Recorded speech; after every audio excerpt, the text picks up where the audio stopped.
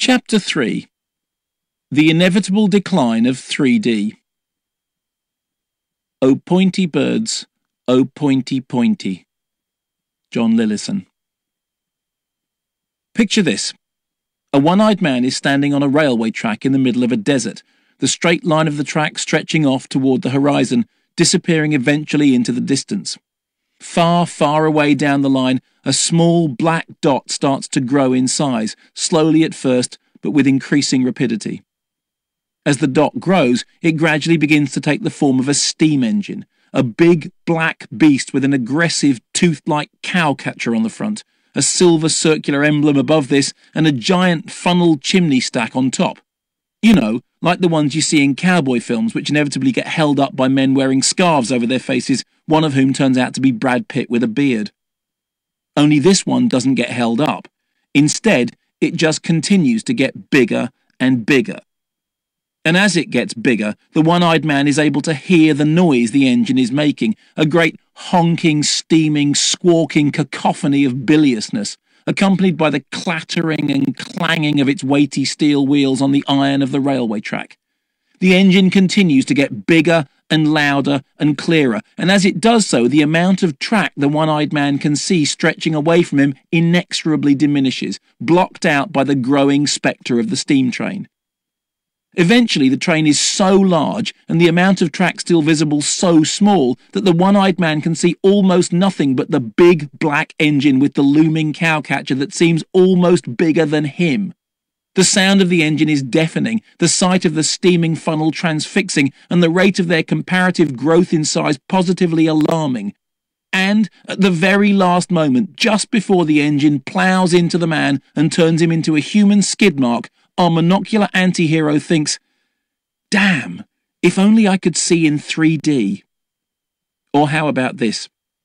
You're sitting in the Empire Leicester Square, arguably the best cinema auditorium in the country, watching a reissue of David Lean's epic masterpiece, Lawrence of Arabia.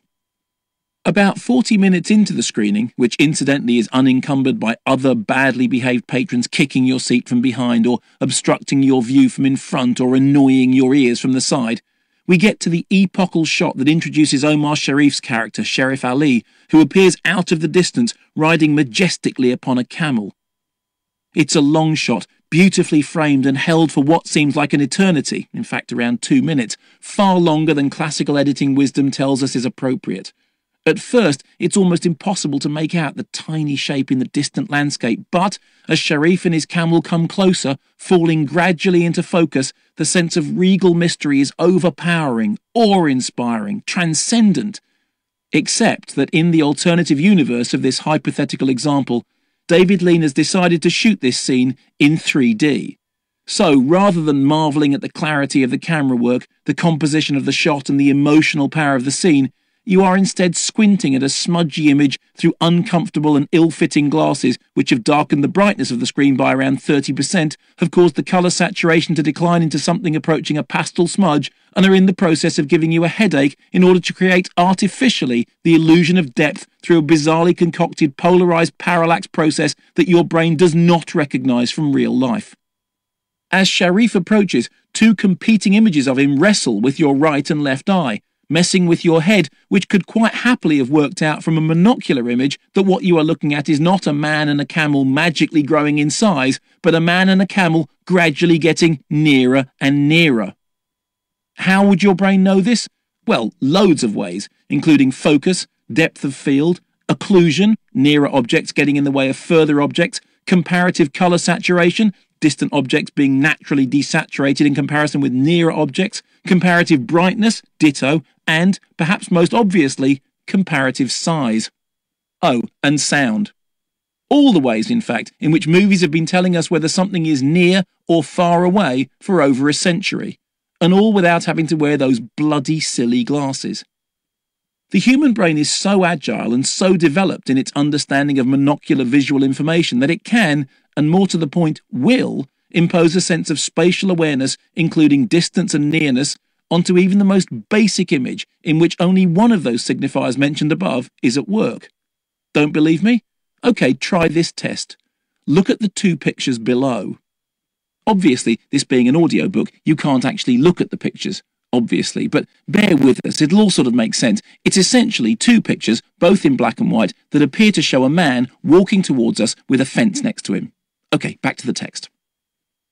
As you can see, they're in black and white. If they're in red and blue, then you're still wearing those rubbish cardboard glasses that came with your recent DVD purchase of Piranha 3D. Take them off now. These pictures contain no spatial clues in terms of stereoscopy, focus, depth of field, occlusion, comparative brightness, and/or colour saturation. Or sound, obviously. So what do you see? Unless you're being really bloody minded, and that may be the case, I'll wager that what you see is a man standing by a fence that is of constant size, but that recedes in size as it moves from the foreground at the left of the picture to the distance in the middle of the picture. In the first picture, the man is standing some way away, and therefore appears to be quite small. In the second picture, the man has moved closer, and therefore appears larger. That's what you see, isn't it? Okay.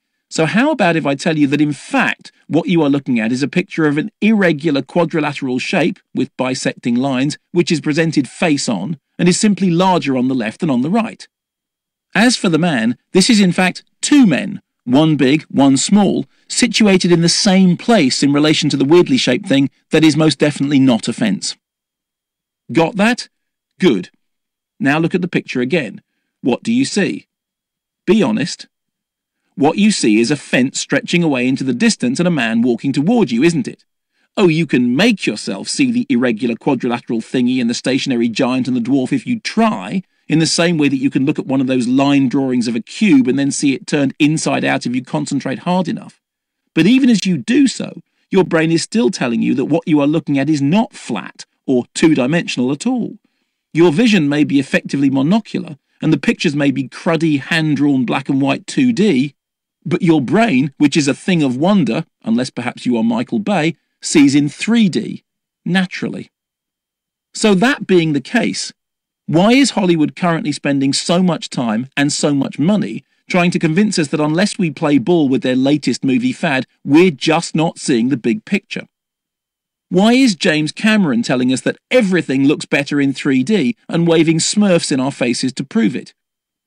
Why am I getting a headache watching Clash of the Titans, a movie that was shot in 2D but has been converted to 3D to make it better when it actually now looks far worse? Why did Warner Brothers blithely announce in the summer of 2010 that the same conversion process was going to be applied to Harry Potter and the Deathly Hallows Part 1, despite the fact that everyone clearly hated it on Clash of the Titans? And why is Martin Scorsese, the one-time doyen of edgy American New Wave cinema, now looking me straight in the eye and telling me that, while you and I are sitting here talking, we're talking in 3D, as if that somehow justifies making a new movie that we'll all have to watch through those bloody silly glasses? What's wrong with this picture? Let's be absolutely clear about this. 3D cinema is a con. For a start, it's not 3D. Rather, it is a technical illusion that uses an artificial parallax effect, the process through which your left and right eye see slightly different images, to confuse your brain into thinking that flat images on a flat screen are either nearer or further away than a designated point of convergence. At least that's what it's meant to do. In terms of audience experience, the system is at best flawed, producing walleye, ghosting, unfusible images, and a range of other equally exciting sounding optical blips, along with those old favourites, headaches and eye strain, any one of which should be enough to put off potential viewers. But the current 3D revival is not about enhancing the audience's cinematic viewing experience. On the contrary, their entertainment is entirely secondary to the primary purpose of 21st century 3D, which is to head off movie piracy and force audiences to watch badly made films in overpriced undermanned multiplexes. It is a marketing ploy designed entirely to protect the bloated bank balances of buck-hungry Hollywood producers. It is not a creative leap on a par with the advent of colour or sound. If it were, it would not have faltered on so many previous occasions. Far from being new and exciting, 3D cinema is the oldest trick in the book, as old in fact as cinema itself. And there's good reason why it has been consistently rejected by audiences for more than 100 years. Listen. In his snappily entitled book Stereoscopic Cinema and the Origins of 3D Film 1838 to 1952, Rayzone notes that the patent for Edison's kinetoscope, patent number 493426, issued on the 14th of March 1893, entitled Apparatus for Exhibiting Photographs of Moving Objects, had several stereo claims and depicted an optical system with two lenses for stereoscopic viewing of moving objects. Apparently Edison never got round to using the system, but clearly the concept of 3D moving pictures actually predates the projection of film. At around the same time, a 3D motion picture system was being patented by British photographer cum inventor William Freese Green, an eccentric character referred to by the British Film Institute's Screen Online as the most maddening figure in early British film history, who obsessively patented insufficiently thought-out devices. These early 3D outings were clunky and cumbersome and clearly had no future, although having seen Tim Burton's converted stereoscopic Alice in Wonderland, I'm starting to wonder whether those 19th century experiments could possibly have looked any worse. Then, in the mid-1890s, the Lumiere brothers began startling audiences with the projection of their experimental short film L'arrivée d'un train en gare de la Ciotat, aka Arrival of a Train at La Ciotat, aka The Arrival of the Mail Train, a thoroughly immersive 2D experience that effectively gave birth to the modern popular cinema that has been with us ever since. Various controversies attend the first public screening of this documentary short, ranging from the date of the performance, either late 1895 or early 1896 depending on whom you believe, to the effect the film had upon its audience. Slightly less than a minute in length, the film shows, as the title suggests, a train pulling into a station, the image of the engine growing in size as it moves toward the camera, starting in the right of the frame and moving across to the left, filling one side of the screen, with the passengers on the platform occupying the right side of the frame and initially occluding the view of the distant train. If you can't quite picture that, it's amazing how hard it is to describe something really simple, then just YouTube it. It'll take you less time to watch than boiling the kettle. Don't worry, I'll wait. Done? Okay, so now we're all on the same page. Great. Anyway, according to folklore, when audiences first saw this film, either in a Parisian cafe in December 1895 or, more probably, in January 1896, they were so overwhelmed by the sight of the approaching locomotive bearing down upon them that some ran screaming to the back of the room, while others attempted to vacate the premises forthwith.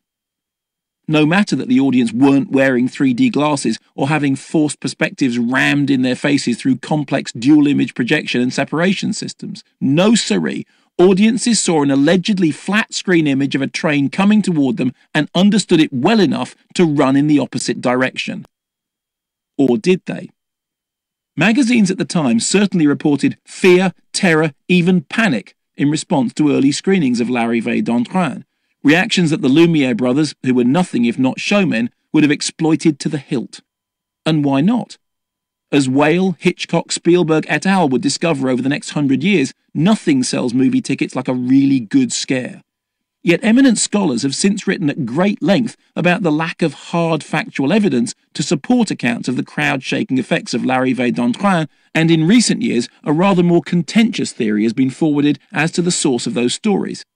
You want to hear it? Okay, pay attention.